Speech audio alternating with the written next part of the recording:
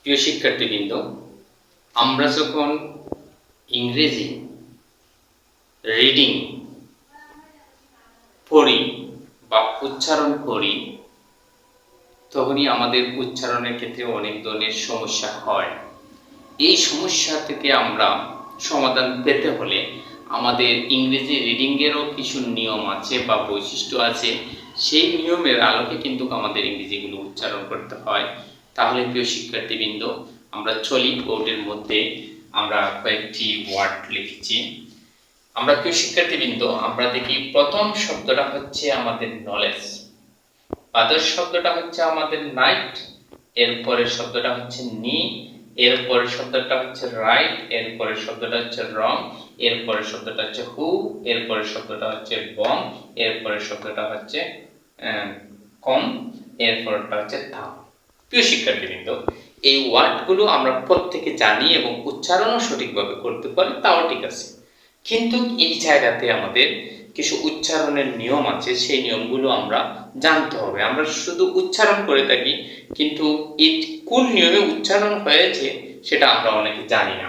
প্রিয় শিক্ষার্থীবৃন্দ, আমরা প্রথমে এই যে নলেজ অর্থ জ্ঞান, এই কথাটি আমরা সবে জানি, কিন্তু আমরা অনেকে জানি না এই যে আমি নলেজের যে কে আছে, এটা কেন উচ্চারণ হলো না। এটারও একটা নিয়ম আছে। এই জায়গাতে আছে নাইট, যেটাকে অশ্ব বোঝায়, এই জায়গাতেও কিন্তু কে উচ্চারণ হয়নি। এই জায়গাতে হচ্ছে আমাদের নি, এই জায়গাতে কে উচ্চারণ হয়নি।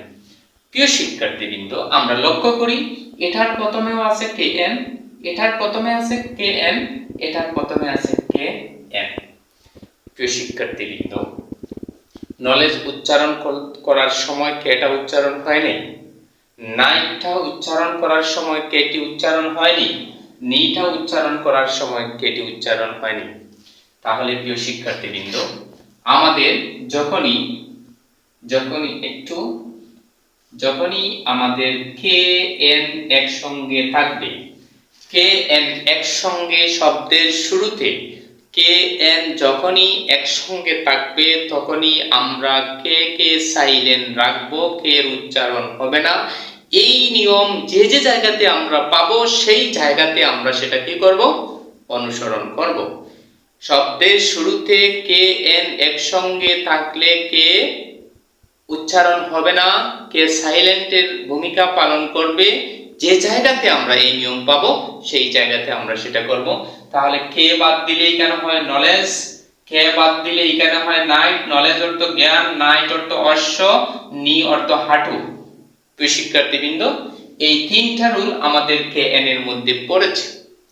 পরের রুলে আমরা যাই। এই জায়গাতে আছে রাইট, এই জায়গাতে আছে রং, এই জায়গাতে আছে হু। প্রিয় শিক্ষার্থীবৃন্দ, আমরা যখন রাইট উচ্চারণ করলাম তখন ডাব্লিউ কোনো উচ্চারণ হয় নাই, বা ডাব্লিউ, অনেকে এটাকে ডাব্লিউ বা ডাব্লিউ উচ্চারণ করে থাকে, একটা ব্রিটিশ উচ্চারণ আছে। এরপর হচ্ছে রং, এই জায়গাতেও কিন্তু ডাব্লিউ উচ্চারণ হয়নি, এই জায়গাতে হু, এই জায়গাতেও কিন্তু ডাব্লিউ উচ্চারণ হয়নি। প্রিয় শিক্ষার্থীবৃন্দ, ডাব্লিউর পরে যখনই আর এইচ থাকবে, ডাব্লিউর পরে যখনই আর এইচ থাকবে, তখনই ডাব্লিউ উচ্চারিত হবে না, সাইলেন্টের ভূমিকা পালন করবে। তাহলে আমরা এই জায়গাতে কি হবে, ডাব্লিউর পরে কি থাকতে হবে, পরে আর অবলিক এইচ থাকলে ডাব্লিউ সাইলেন্ট থাকবে। ডাব্লিউর পরে আর এইচ যদি থাকে তাহলে ডাব্লিউ সাইলেন্ট থাকবে। প্রিয় শিক্ষার্থীবৃন্দ, এই জায়গাতে যখন আমরা রাইট আর আইটি রাইট উচ্চারণ করলাম, ডাব্লিউর পরে আমাদের আর আছে, এজন্য আমরা ডাব্লিউ কে কি করেছি, সাইলেন্ট রেখেছি। এই জায়গাতে যখন আমরা রঙের অর্থটা হচ্ছে ভুল, এই জায়গাতে ডাব্লিউর পরে যখন আর পেয়েছি, এই জায়গাতে ডাব্লিউ সাইলেন্ট রেখেছি। এই জায়গাতে যখন হু উচ্চারণ হলো, ডাব্লিউ পরে এইচ আছে, এই জন্য ডাব্লিউ কি থাকতে হবে, সাইলেন্ট থাকতে হবে। প্রিয় শিক্ষার্থীবৃন্দ, এই জায়গাতেও আমাদের তিনটি নিয়ম একই রুলের মধ্যে আমাদের পড়লো। এরপরে হচ্ছে বম, কম, টাম। এই জায়গাতে আরো একটু মজার বিষয়, যেটা হচ্ছে আমাদের এটার উল্টা হচ্ছে এম এবং বি যখনই একসঙ্গে থাকবে, এরপরে যদি বাওয়েল কোনো ওয়ার্ড না থাকে তাহলে আমাদের বি সাইলেন্ট থাকবে। আমি আবার বলি, এম এবং বি যখনই একসঙ্গে থাকবে তারপরে যদি বাওয়েল কোনো ওয়ার্ড না থাকে তাহলে বি সাইলেন্ট থাকবে। এই জায়গাতে আমি বম, বি ও এম বম, বি কে সাইলেন্ট রেখেছি। এই জায়গাতে কম, সি ও এম কম, বি কে সাইলেন্ট রেখেছি, যেটার অর্থ হচ্ছে চিরুনি। এরপর হচ্ছে থাম, বি সাইলেন্ট রেখেছি।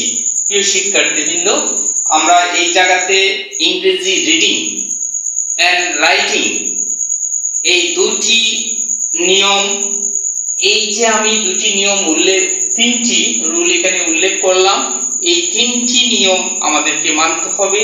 এই তিনটি নিয়ম মেনে এই তিনটি নিয়ম যে যে জায়গাতে পাবো সেই জায়গায় আমরা কাজে লাগাবো। তাহলে আমরা কি করতে পারবো? সঠিক উচ্চারণ করতে পারবো। আমরা এইভাবে অনেকগুলো রুল আছে, প্রায় 50-60টার মতো রুল আছে। আমরা ধারাবাহিকভাবে আমরা প্রত্যেকটি রুল উপস্থাপন করব। যদি তোমরা এই ক্লাস থেকে যদি একটু করেও জানতে পাও তাহলে আমাদের এই চ্যানেলে তোমরা কি করবা, লাইক এবং সাবস্ক্রাইব করবা, যাতে আমরা আরো ক্লাসগুলো তৈরি করতে উৎসাহ পাই। এজন্য সকলকে ধন্যবাদ।